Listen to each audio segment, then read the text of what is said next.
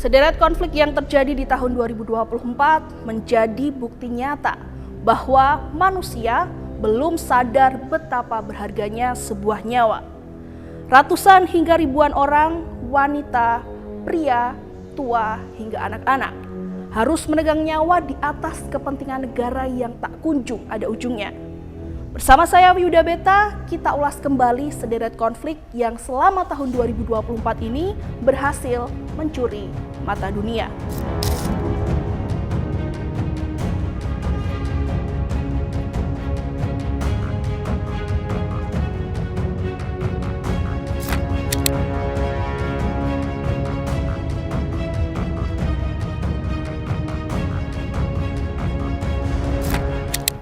Selama lebih dari setahun, konflik Israel masih terus memanas dan bergejolak di Gaza, Palestina. Sahabat Kompas.com masih ingat nggak awal tahun 2024 ini hashtag All Eyes on Rafah mewarnai media sosial usai Israel menggempur habis-habisan kamp pengungsian di Rafah pada Maret 2024. Padahal Rafah telah menjadi tempat tujuan terakhir bagi warga Palestina di Gaza yang terus terpontang-panting mencari tempat berlindung dari amukan Israel. Serangan Israel ke Rafah telah membuat puluhan warga tewas yang kebanyakan wanita dan anak-anak, serta melumpuhkan rumah sakit terbesar di wilayah itu. Israel pun turut menuai kecaman dari dunia usai serangan besar-besarannya ke Rafah. Tak hanya pihak internasional, para sekutu Hamas di Gaza yang juga tergabung dalam proksi-proksi Iran seperti Hizbullah di Lebanon dan Houthi di Yaman tak hanya tinggal diam. Para proksi-proksi Iran pun bersatu. Hizbullah bertugas memecah konsentrasi Israel dengan melakukan serangan-serangan balasan ke Tel Aviv, sementara Houthi di Yaman memblokade Laut Merah tak mengizinkan kapal-kapal yang memiliki hubungan dengan Israel dan Amerika Serikat untuk melewati Laut Merah yang telah menjadi jalur utama perdagangan internasional. Namun langkah-langkah yang dilakukan oleh Hizbullah dan Houthi justru memunculkan kekhawatiran baru tentang adanya eskalasi wilayah yang lebih luas. Dan benar saja, dalam waktu sekejap proksi-proksi Iran bak mendapat pukulan telak dan menjadi berantakan. Beberapa pihak yakin bahwa Hamas kini telah kehilangan kendali dan pemerintahan di Gaza, terutama usai Israel berhasil membunuh pemimpin Hamas, Ismail Haniyeh. Tidak berhenti di situ, proksi Iran lainnya yakni Hizbullah di Lebanon menjadi sasaran selanjutnya bagi Israel. Pada pertengahan September 2024, Israel melumpuhkan komunikasi di antara para pemimpin dan komandan Hizbullah di Lebanon dengan meledakkan pager-pager dan walkie-talkie mereka. Israel juga membuat Hizbullah semakin kelimpungan usai membunuh pemimpin mereka Hasan Nasrallah yang berperan besar sebagai ahli strategi militer dan politik dalam membentuk aliansi regional Iran itu. Melemahnya Hizbullah membuat Iran harus menarik beberapa prakombatannya di Suriah untuk membantu perang Hizbullah melawan Israel. Namun sayangnya langkah itu justru membuat pertahanan pemerintahan Assad di Suriah melemah. Padahal selama puluhan tahun, pemerintahan Assad harus berjibaku dengan pasukan oposisi yang terus berusaha menggulingkan dinasti Assad di Suriah. Hal ini karena ternyata selama ini dalam berperang melawan pemberontak, pemerintahan Assad terus bergantung dengan para komandan dan unit-unit Iran di bawah kendali Hizbullah. Keruntuhan rezim Assad, kemunduran Hizbullah, dan melemahnya Hamas menandai titik terlemah poros perlawanan dalam beberapa dekade terakhir. Strategi Iran untuk mengimbangi kekuatan militer Israel melalui aliansi kelompok bersenjata kini tengah dihadapkan pada tantangan besar.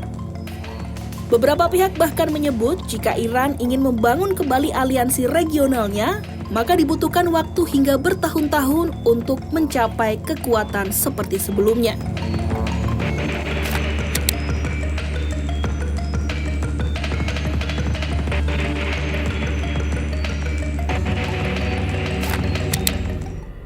Pada Senin 18 November 2024, Presiden Amerika Serikat Joe Biden resmi mengizinkan Ukraina menyerang wilayah Rusia dengan rudal jarak jauh. Biden yang sebentar lagi akan mengakhiri masa jabatannya menyetujui penggunaan rudal jarak jauh Amerika Serikat yang telah lama diinginkan oleh Ukraina. Atas keputusan Biden tersebut, maka Ukraina memiliki hak penuh untuk menyerang target militer di wilayah Rusia. Merespons keputusan Presiden Amerika Serikat Joe Biden, Presiden Rusia Vladimir Putin akhirnya memilih untuk menandatangani dekret yang mengesahkan aturan nuklir terbaru Moskow pada Selasa 19 November 2024. Di dalam dokumen tersebut terdapat beberapa pembaruan terhadap aturan-aturan penggunaan senjata nuklir yang masuk ke wilayah Rusia. Rusia melihat senjata nuklir sebagai alat pencegahan. Tetapi jika keadaan memaksa, pihaknya akan melakukan respons atas serangan ke wilayahnya. Atau dengan kata lain, penggunaan senjata nuklir Rusia sudah bukan jadi upaya terakhir yang dilakukan untuk melindungi wilayah Rusia. Tapi, jika negaranya terancam, ya kapan saja, senjata nuklir bisa saja diluncurkan. Seolah tak ingin membiarkan adik kecilnya berjuang sendirian, sekutu Rusia Korea Utara memilih untuk mengirim bantuan ke Rusia dengan cara mentransfer tentaranya untuk berperang melawan Ukraina. Tapi sebulan usai pengerahan, Korea Utara justru disebut mengalami kerugian karena banyak tentaranya yang mati. Pasukan Korea Utara disebut tidak memiliki kemampuan untuk merespon drone dan kesulitan perihal komunikasi, sehingga koordinasi tidak berjalan dengan baik.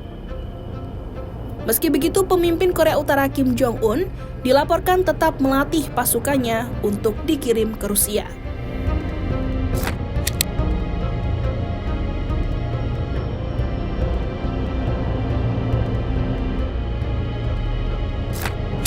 Pengumuman darurat militer yang disampaikan oleh Presiden Korea Selatan Yoon Suk Yeol pada Selasa 3 Desember 2024 malam dianggap banyak orang akan menjadi sejarah besar di negara ginseng tersebut. Keputusan Presiden Korea Selatan itu pun juga telah memancing amarah banyak orang Korea yang menentang keputusan darurat militer dari Presiden Yoon. Sehari usai pengumuman darurat militer, terdapat lebih dari 200.000 warga Korea Selatan yang berdemo di depan gedung majelis menuntut agar Presiden Yoon Suk Yeol dimakzulkan. Setelah mendapat penolakan selama kurang dari 2 minggu, akhirnya pada Sabtu 14 Desember 2024 sore, Presiden Korea Selatan Yoon Suk Yeol resmi dimakzulkan. Pemakzulan tersebut merupakan hasil pemungutan suara di Parlemen Korea Selatan. Dari 300 anggota Parlemen Korea Selatan, 204 memilih untuk memakzulkan Presiden atas tuduhan pemberontakan. Sementara 85 lainnya menolak, 3 orang abstain dengan 8 suara batal. Atas keputusan tersebut, Perdana Menteri Korea Selatan Han Duck-soo terpilih menjadi pemimpin sementara negara tersebut. Namun, pada tanggal 20 Desember 2024, pihaknya mengikuti langkah Presiden Yeol yang juga turut diperiksa kepolisian Korea Selatan terkait pengumuman darurat militer pada 3 Desember lalu. Meski seperti tak kunjung usai, namun beribu harapan terus terpancar bagi orang-orang yang terdampak langsung dalam konflik-konflik yang terjadi. Semoga di tahun 2025 menjadi titik awal yang lebih baik dan perdamaian dapat segera terwujud.